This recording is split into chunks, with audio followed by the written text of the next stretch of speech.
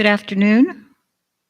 My name is Fran Sternberg, and I'm honored to be the chairperson of Kansas City's 2022 Yom Hashoah Holocaust Memorial Service. I welcome you to our program commemorating 79 years since the Warsaw Ghetto Uprising, the 59th anniversary of the dedication of the memorial to the 6 million, and 77 years since the end of World War II. At this time, I would like to honor the survivors here with us today. If you are able, please stand or raise your hand to be recognized.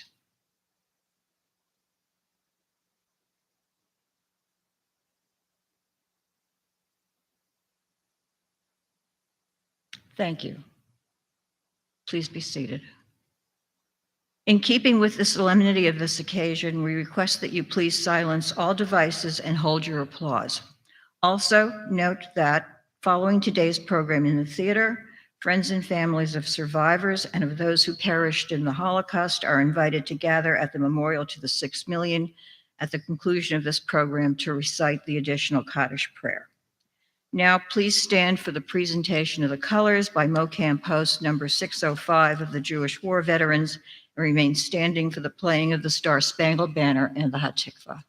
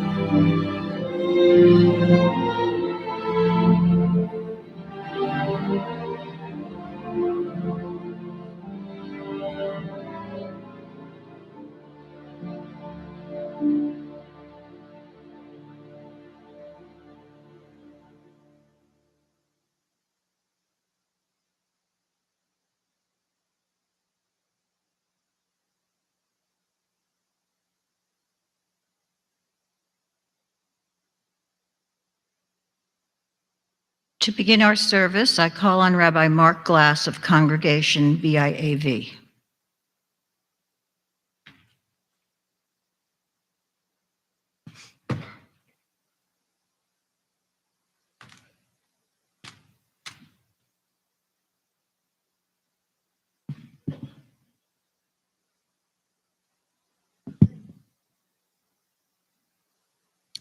Yesterday, we read the Torah portion of Acharei Mot, which begins by telling us that the Yom Kippur service was described Acharei Mot, after the death, Shnei B'nei Aharon, of Aaron's two sons. Almost every commentator struggles to explain why we need to be informed that the Yom Kippur service was described after the deaths of Aaron's sons. What link is there between one and the other?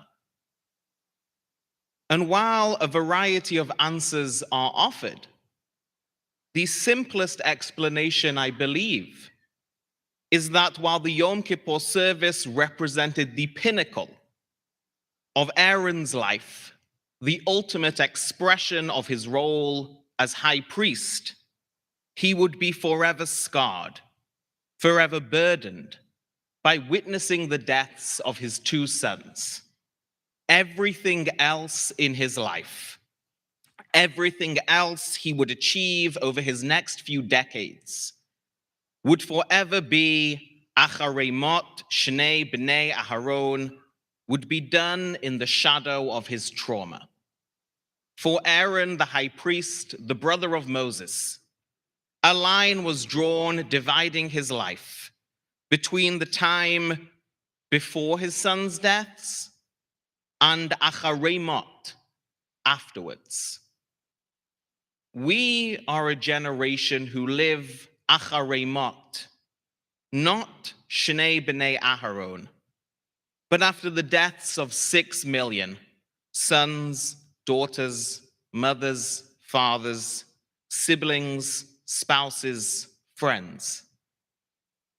And today we recognize that for all we have achieved as a people, for all our successes, for all those things that we have to celebrate, we remain a nation of Aarons. There is a clear line in the history of our people, dividing our national history into the time before the Holocaust and Acharei Mot, the time afterwards. And everything we have done since that line in time has been done in the shadow of our trauma. Yom HaShoah is a time when we give voice to that trauma, to that horror. where we recognize and reflect on the experiences of those who perished and those who survived, of the struggle, of the suffering, of the pain.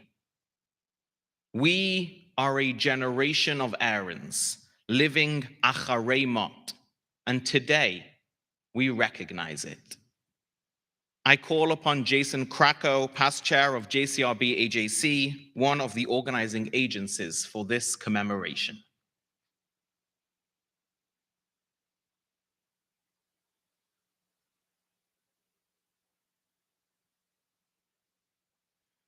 Welcome, and thank you for attending this Yom HaShoah remembrance. Your presence today is part of the bigger picture being painted by the organizing agencies. The Midwest Center for Holocaust Education, the J, and the Jewish Community Relations Bureau, AJC. Through education, community building, and promoting active Jewish life, they form a three-legged approach to never again. While anti-Semitism is at a record high level again, we also have the best possible response to it.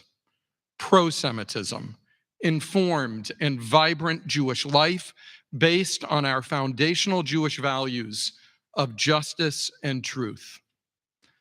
The Psalms teach us faithfulness and truth meet, justice and well-being kiss. Truth springs up from the earth, justice looks down from heaven.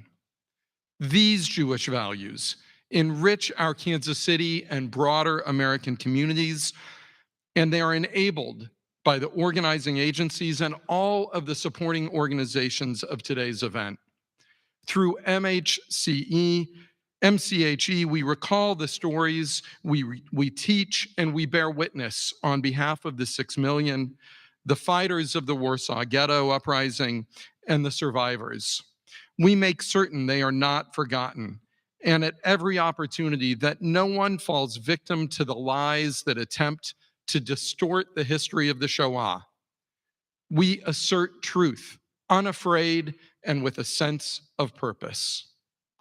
Through the J, we have a central home to proudly live life as Jews and to share the rich treasury of our traditions while openly welcoming our non-Jewish neighbors, creating a warm and comfortable center for Jewish life where all are welcome. And through JCRB AJC, we create relationships and build alliances, actively sharing our Torah-based values, tzedek, tzedek tirdof, justice, justice you shall pursue. Speaking up and speaking out for ourselves and for others who suffer the scourge of bigotry and hatred. At a time of unprecedented anti-Semitism, the recipe for us is pro-Semitism, learning and living the values our tradition teaches and sharing them openly and often. As we take this solemn hour to recall and remember, let us all come away inspired by our tradition so that we make the memories of those that were murdered a blessing for our generation, and by our actions, set an example for generations to come. Zichronam livracha. Fran.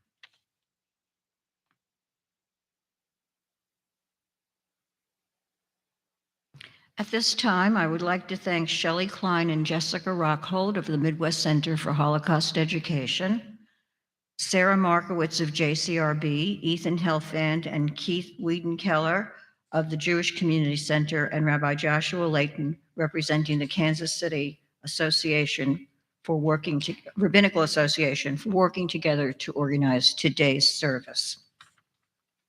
As for me,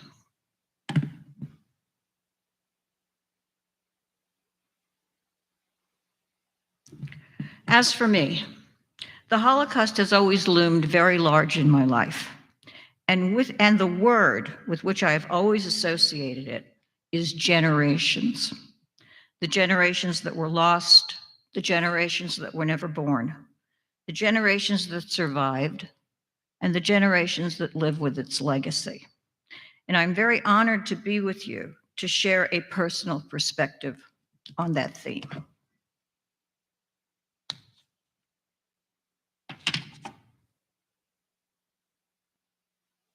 On the day we gather as a community today to remember and to commemorate in the shadow of the first Holocaust monument of its kind in the United States, a monument conceived of and sponsored entirely by Holocaust survivors.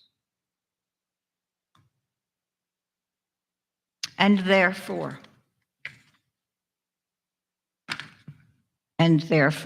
unter Rebbe, ist es passig als in unserer Mammeloschen will ich abgeben meine erste Wörter und meine Rede speziell zu euch, der erste Dor, unsere teure Eltern und ältere Eltern, was haben mitgemacht und übergelebt, die schrecklichen Jahre von Chorben, und was haben mit Keuches, Mut und Hoffnung gebaut eine neue Welt auf den Arsch von die alte.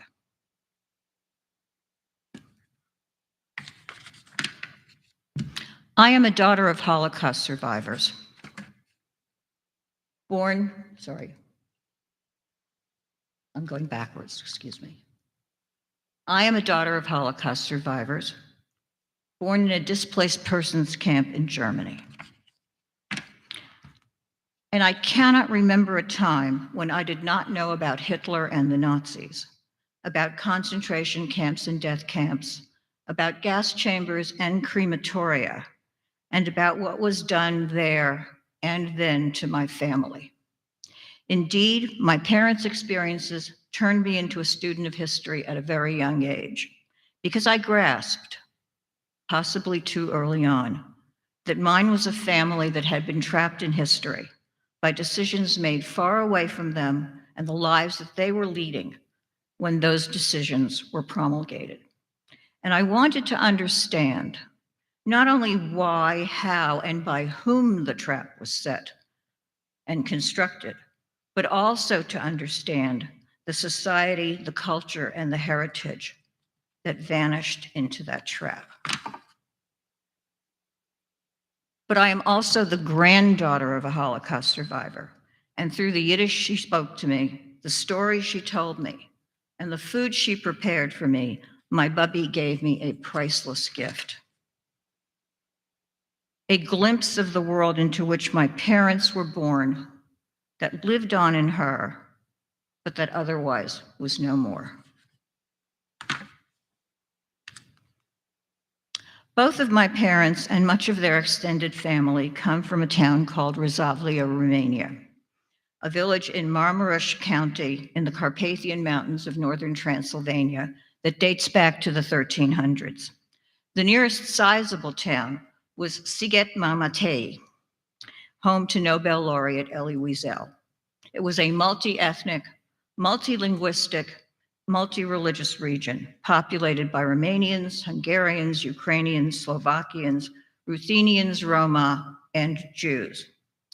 The region was and still is primarily agricultural. Jews had been living in the region and in Razavlia since the 1700s. Besides farming, Jews were also craftsmen, storekeepers, dealers in lumber, produce, textiles, and other goods. Jewish communities were tight-knit and largely traditionally observant, with many Hasidim. By 1941, Razavlia's Jewish population of 737 made up 20% of the village's total population. My father spent his early years on his maternal grandparents' farm, Zeta Wolf and Bubby Chayatoba Glazer, where he lived with his widowed mother Fega, after whom I'm named, and his younger sister Shlima. Zeta Wolf and Bubby Chayatoba had 10 children, 3 sons and 7 daughters. 2 additional daughters, my father's aunts Bela and Dina, also lived on the farm. But the 3 sons and 3 of the daughters immigrated to the United States before World War II. When he was 13, my father was sent to Sziget, where he lived in a Jewish children's home and learned to be a sheet metal worker, the trade he would pursue all his life. And at age 19, in 1942, my father moved to Budapest, Hungary to work. My mother's parents, Zadie Isaac Fishman and Babagito Leah Glazer Fishman, had 4 children. My mother, their only daughter, and 3 sons, Avram Alter, Moshe Hersh, and Leib. Avram Alter was the eldest son, and he was married and had 2 children. Moshe Hersh, the middle son, left home ostensibly to go to yeshiva. He was the Peck's bad boy of the family, but really to learn a trade weaving textiles. Leib, the youngest son, was born, like my mother, after World War I, and was the brother she always was closest to. Before World War I, Zadie Yitzchak Isaac actually immigrated to America, to Brooklyn, New York, to join his brother in business. And the idea being that he would send for Bubby Gittel Leah and her children, the 2 oldest sons at the time, when he'd earned enough money. But he disapproved of the way his brother's sons in the United States had stopped practicing traditional Orthodox Judaism. So after the war, he returned to Rosalia with what in those days was an immense fortune of $40,000 and bought fields and orchards and businesses and became one of the more wealthy members of the Jewish community. My mother, as the only daughter of a wealthy man, had a pampered, happy upbringing. She was especially close to her father and was devastated by his death in 1936.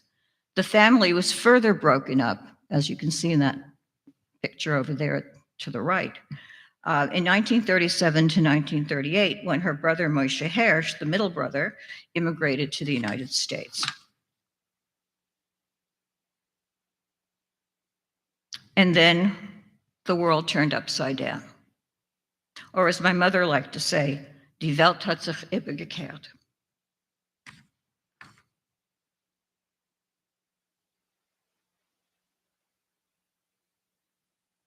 On August 30th, 1940, something happened called the Second Vienna Award.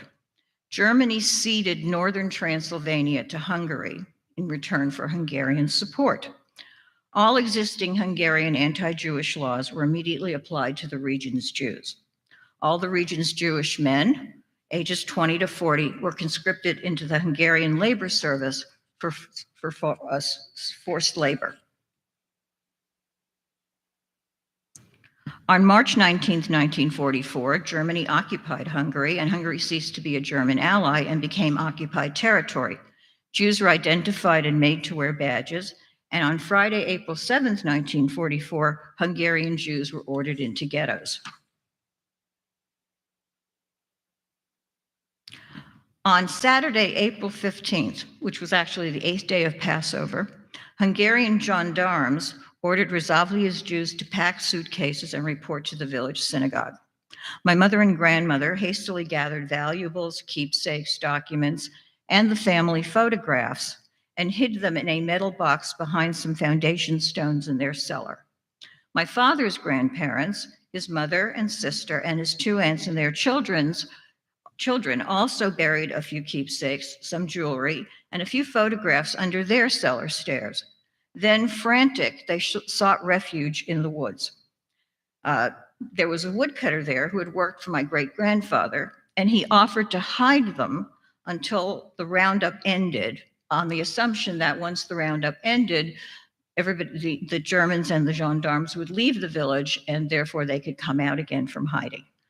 But the thing that happened was when they got there, the woodcutter's children threatened to kill them if they didn't return to the village.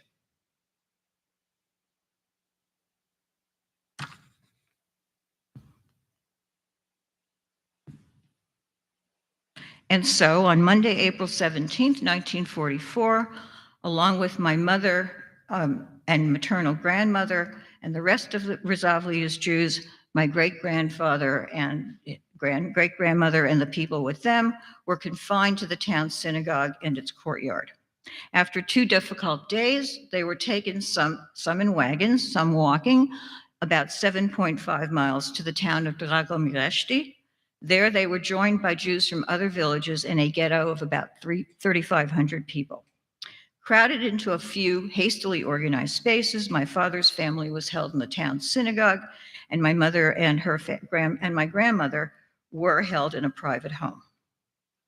Early in the morning on Sunday, May 14th, the Dragomir ghetto Jews were then taken again 15 miles to a train station at Vishu de Josh, about a 9-hour trek without food, water, or rest.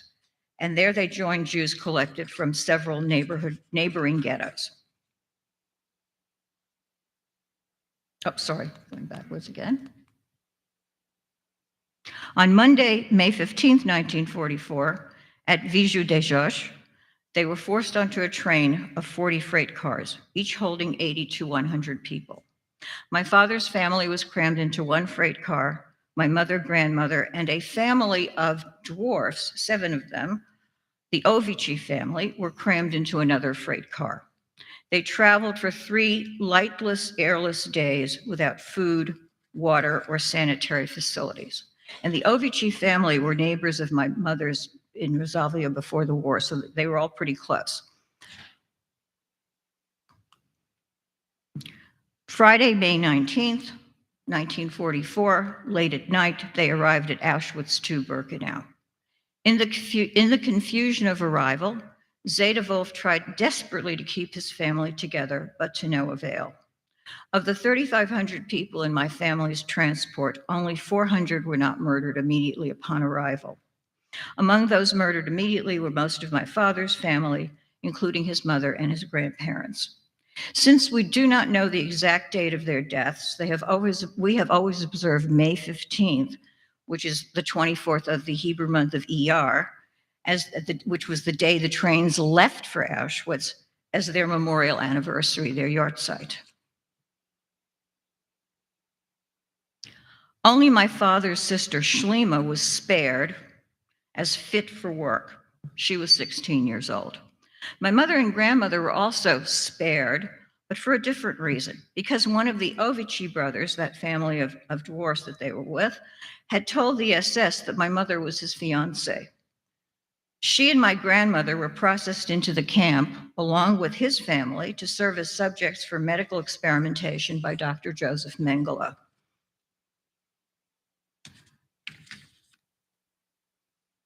On Wednesday, January 17th, as the Soviet army advanced on Auschwitz, the Germans began evacuating the camp. Some 60,000 people, my father's sister Shlima among them, were marched out of Auschwitz and forced to walk 35 miles to train stations, where they were put on freight cars and open gondola cars, headed west to the concentration camps in Germany. About 1 in 4 died on the way. On Sunday, April 15th, 1945, Shlima and the other survivors of the trip, who had wound up in the Bergen-Belsen concentration camp in Germany, were liberated by the British Army. And from there, my aunt was sent to Sweden with a group of orphan Jewish girls.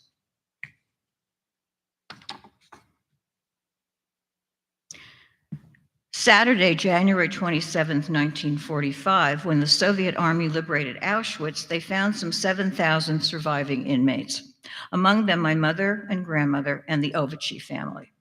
They had been kept in a segregated barracks, fed starvation rations, but not made to work. My mother was able to get extra food from my grandmother by acting as a servant for the group's capo, or prisoner trustee, who oversaw groups of inmates.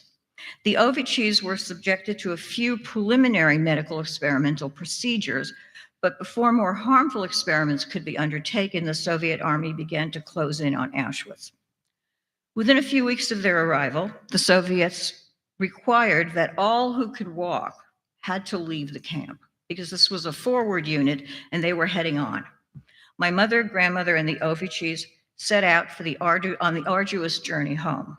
After many months, sometime in August 1945, they arrived in Rosalia.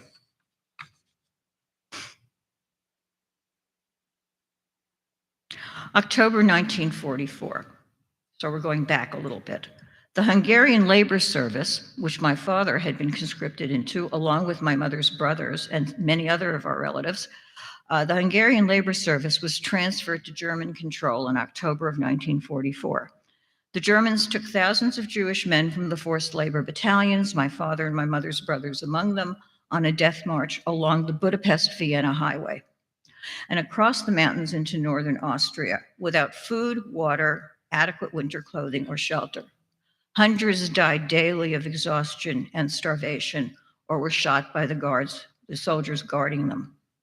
In March of 1945, my mother's two brothers, Avramalter and Leib, wound up in the Buchenwald concentration camp in Germany, where they died of typhus a few weeks before the Americans liberated the camp on April 11, 1945. In mid-April of 1945, for his part, my father wound up in the Gunskirchen concentration camp near Lambach, Austria. Some 18,000 inmates were crowded into one-story mud-floored huts. Buildings originally intended to hold 300 now housed 2,500 to 3,000. Only one latrine served the entire camp. Food was distributed rarely, and drinking water was delivered once a day. Typhus and typhoid dysentery also raged through the camp. On Friday, May 4th, 1945, 4 days before VE Day, American troops from General George Patton's Third Army liberated Gunskirchen. One unit was the 71st Infantry Division, commanded by Lieutenant Colonel Kenneth W. Foster. Another unit was the 761st Tank Battalion, the Black Panthers, as they call themselves, commanded by Lieutenant Colonel Paul L. Bates, one of the only 3 black tank units in World War II.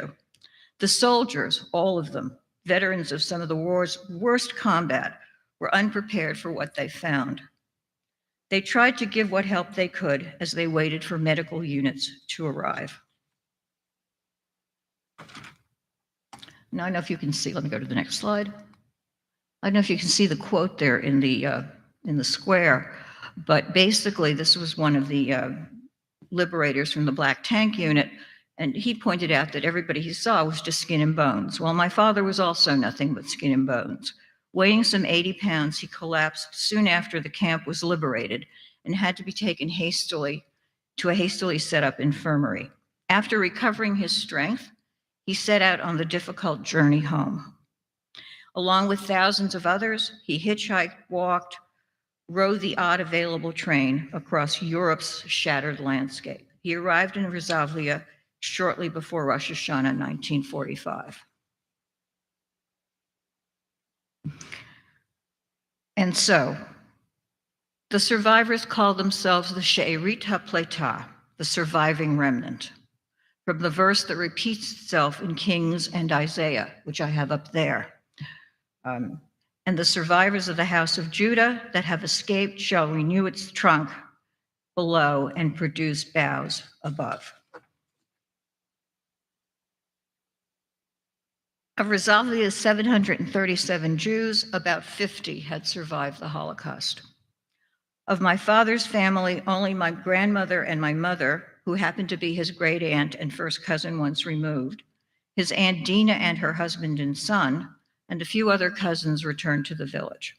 My parents got engaged and married on May 1st, 1945, they were married.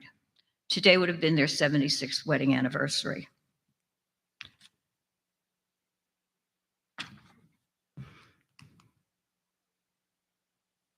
Is it not moving? Oh, there it is. Okay. When Romania, June 6, starting this part of the presentation is June 46 to October 1949.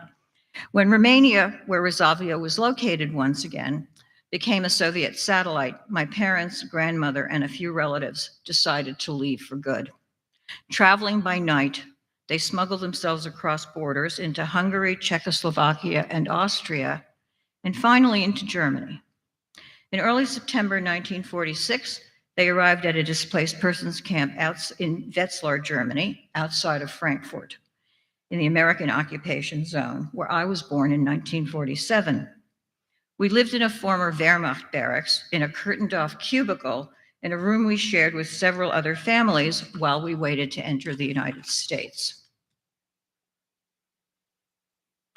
On Sunday, October 2nd, 1949, which was Erev Yom Kippur, we boarded the United States naval ship, the USNS General M.B. Stewart, an American troop transport ship, one of the many that brought post-war refugees to the United States. And if you look carefully, that little square are the names of the three passengers, my parents and myself, and we are listed as aliens.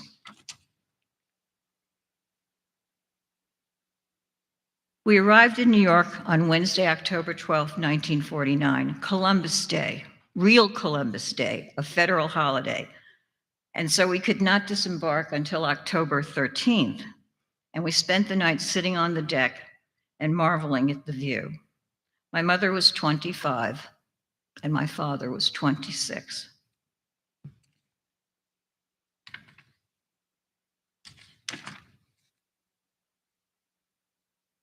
We settled in Brooklyn, where my sister Renee was born.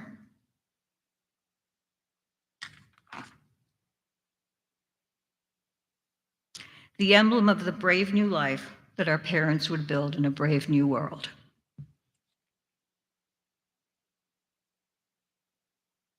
And now, coming full circle, it is fitting that I dedicate my closing words to you, my Nataya Chevra, my dear Chevra of the generations, children, grandchildren, and great-grandchildren of Holocaust survivors, because our shared legacy binds us to one another, because our forebears, the first generation, are a tough act to follow, yet we have no choice but to follow them, because in our turn, we have become, or will become, forebears too, because in a way, you and I, all of us, we are the memorial candles.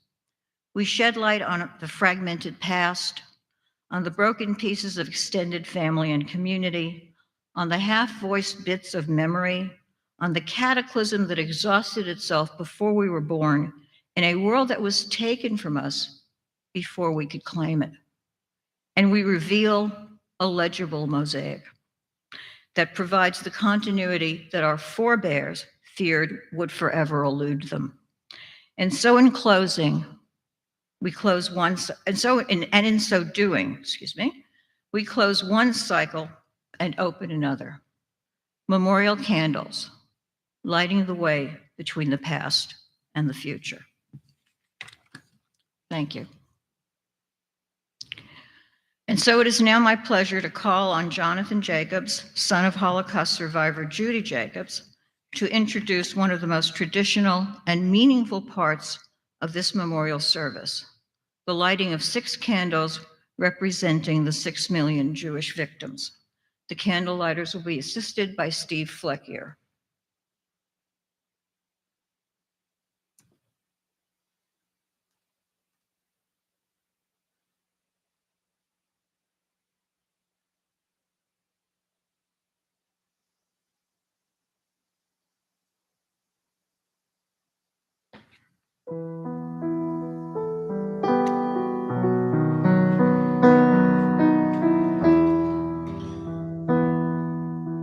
Throughout the world, in similar ceremonies, candles are lit in remembrance of the 6 million Jewish men, women, and children murdered in the Holocaust. The memory of the Holocaust reaches across our community, touching each of us.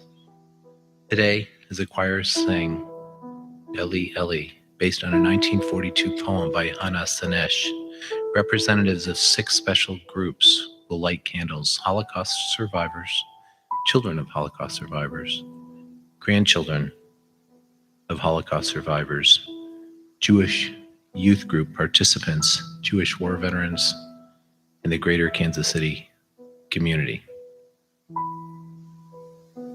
Ralph Barretz will light the first candle on behalf of the survivors of the Holocaust.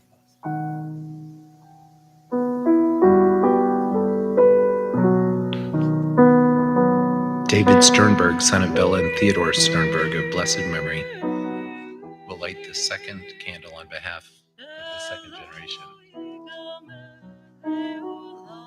Daniel Sternberg, grandson of Bessie Fishman Glazer of blessed memory, And Abraham Glazer will light the third candle on behalf of the third generation. Evelyn Brand of Congregation Kehillat Israel Synagogue will light the fourth candle, recognizing young people who are committed to community service and civic engagement. Stephen Shore of the Jewish War Veterans will light the fifth candle, honoring those who have served or continue to serve in our nation's armed forces. Andrew Kaplan, past board chair of the Jewish Community Center, will light the sixth candle on behalf of the entire community.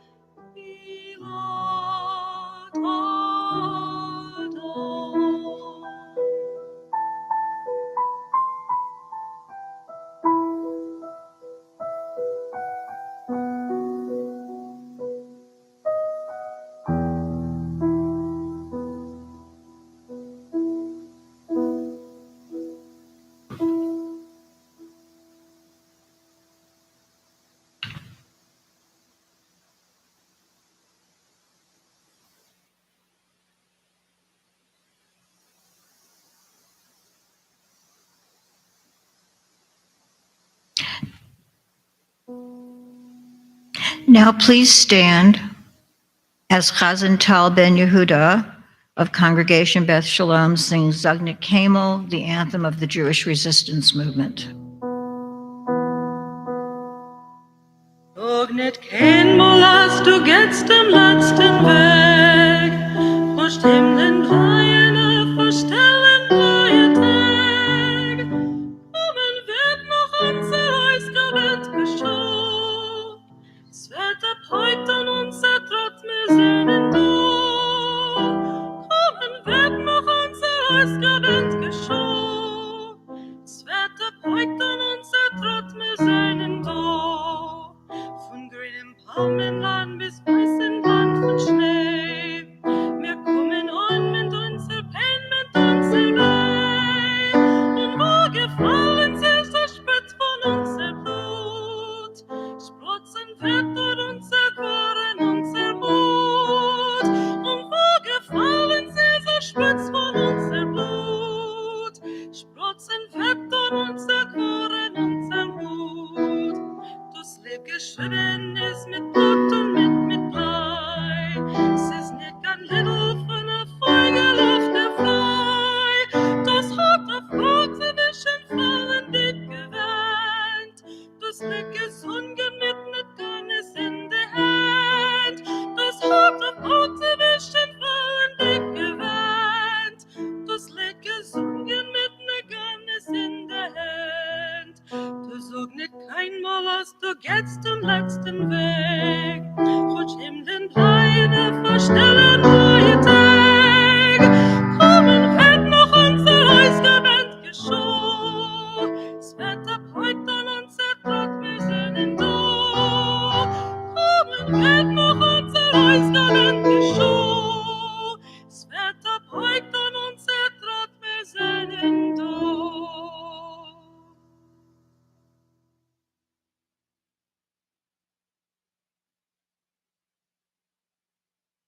In 1958, local Holocaust survivors organized themselves into a group called the New Americans Club.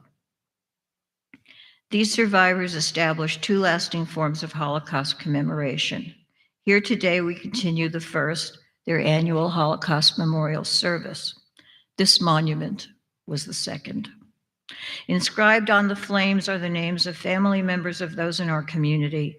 Without proper burials or graves to visit, this monument became the marker for those wishing to remember their loved ones murdered in the Holocaust. Our program continues with the singing of El Malei Rachamim by Chazan Tal Ben Yehuda.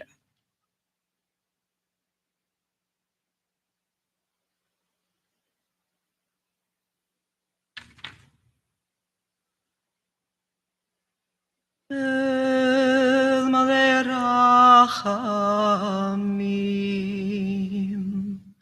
שוכן במרומים, המצא מנוחה נכונה, תחת כנפי השכינה, במעלות קדושים וטהורים, כזוהר הרקיע מזהירים.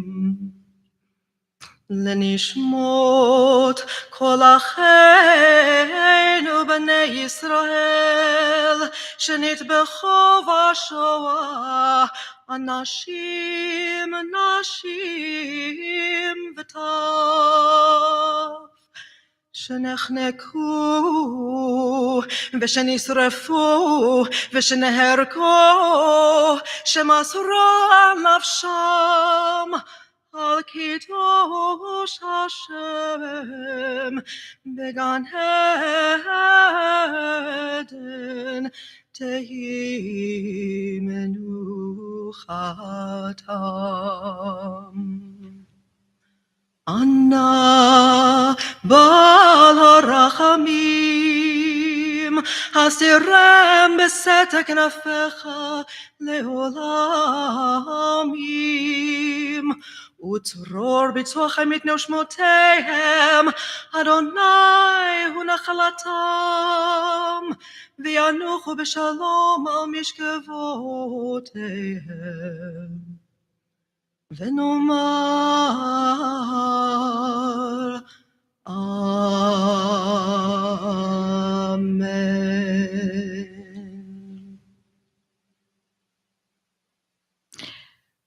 Rabbi Lawrence Carroll, local retired rabbi and Rabbi Emeritus of Temple Bethel in Las Cruces, New Mexico, will now share closing remarks and recite Kaddish in memory of the 6 million Jewish men, women, and children who perished during the Holocaust, and in memory of survivors from our Kansas City community who have passed away.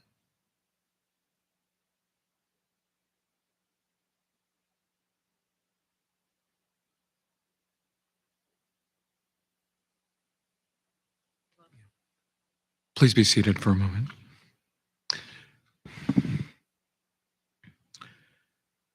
Yitgadal v'yitkadash. May the great name of the Eternal One be exalted and sanctified.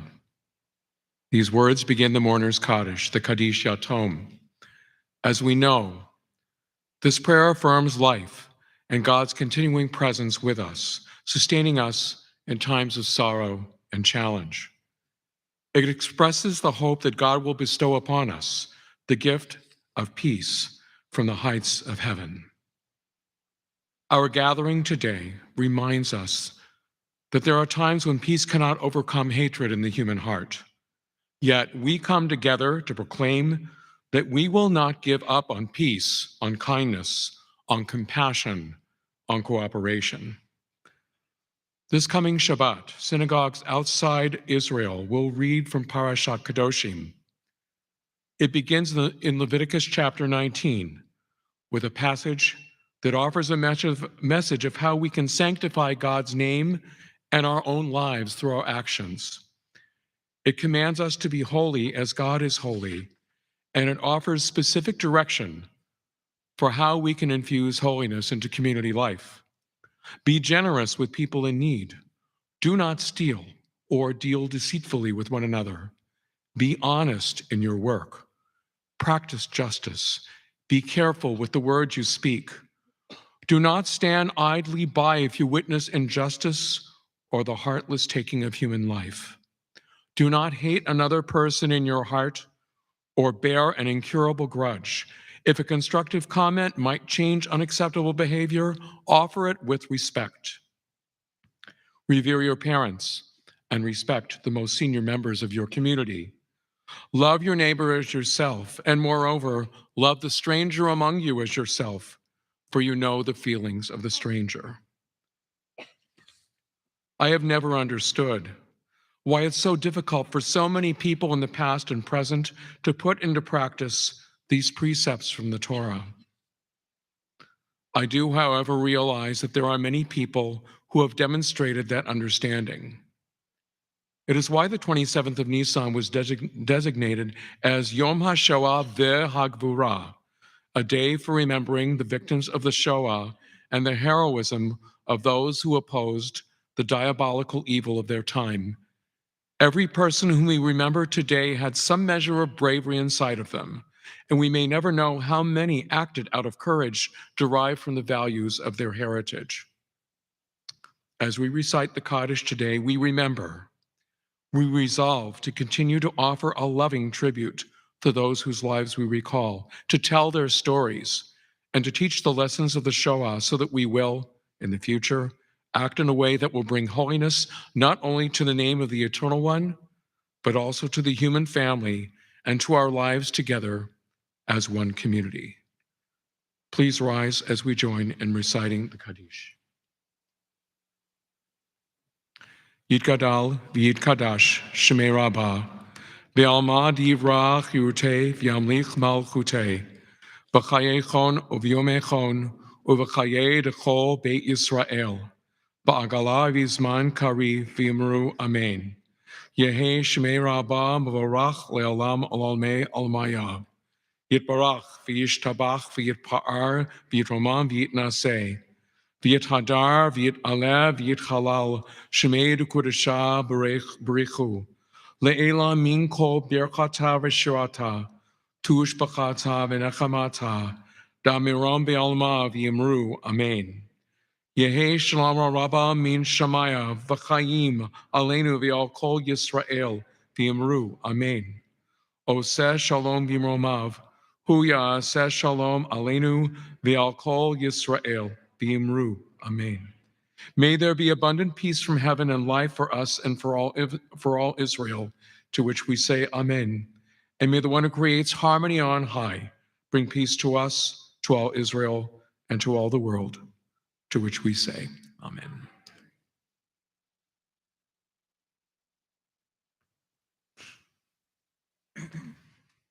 This concludes our program.